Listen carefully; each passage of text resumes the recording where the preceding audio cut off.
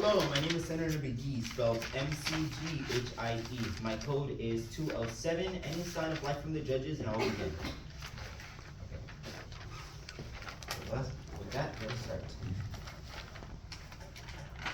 In the United States right now, how many people do you think are being incarcerated for felony crimes?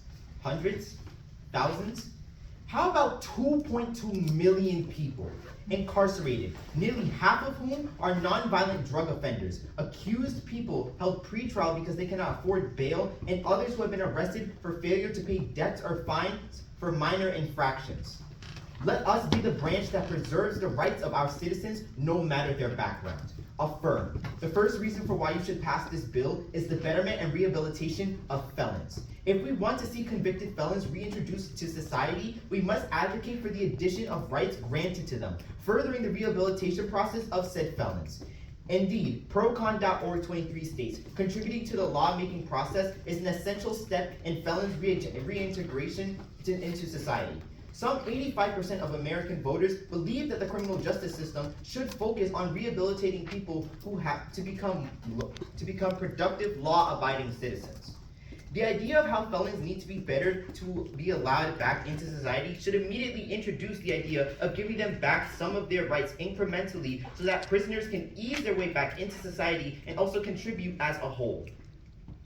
Additionally, Eugen C. Larson and Shannon S. Stewart from 2022 states that 3 out of every 4 Americans who are unable to vote due to a felony conviction are finishing felony parole or supervision in our communities.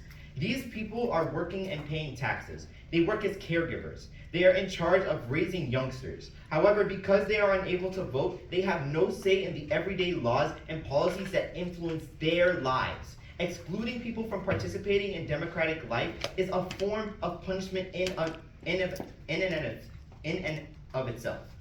In other words, these prisoners have already been punished and have changed due to the prison system. So we should see the overall inclusion of felons who want to begin the process of learning and rebuilding, whether they are still in that process or out of it.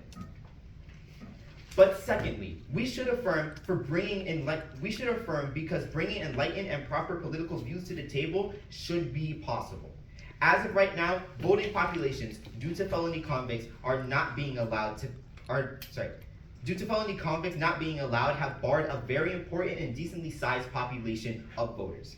Nancy Long from sentencingproduct.org states, bettering the chances of bringing enlightened, proper politicians to the table by introducing political programs encouraging more ex-felons to increase knowledge by educating themselves about political issues by voting. As a legislative branch, we have a job to better the lives of every single American citizen. And the best way to do that is to introduce the majority of the people in society from these prisons. To allow felons to introduce themselves is the best way possible. Affirm.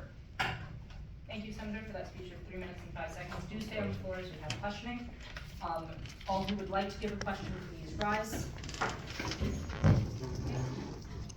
Off of recency and precedence, that will go to Senator Ayana. Hi, why would we as non-felon citizens want felons helping to pick a representative? Unless you have any reasons not to, then why not? They convicted a crime without judgment, and according to sources, 82% of felons who went to jail come back to jail after 10 years because they committed a second crime. That is because of the system that has been put in place. Felons are not given a proper association or system to actually rehabilitate, so they have to do crime to actually make money. Pratt? You said that petty crime, people who have petty crimes, they're not able to vote, but do petty crimes equal a felony? I never stated that they were doing petty crimes that equaled as felonies. So people back in the 2000s, before weed was considered legal, got cut on weed charges and are now facing sentences like 50 or life in prison. So it's true that people overturn a recharge now? Yes or no? You can, but it's extremely hard. I thank the speaker and the questioner. They may both return to their seats.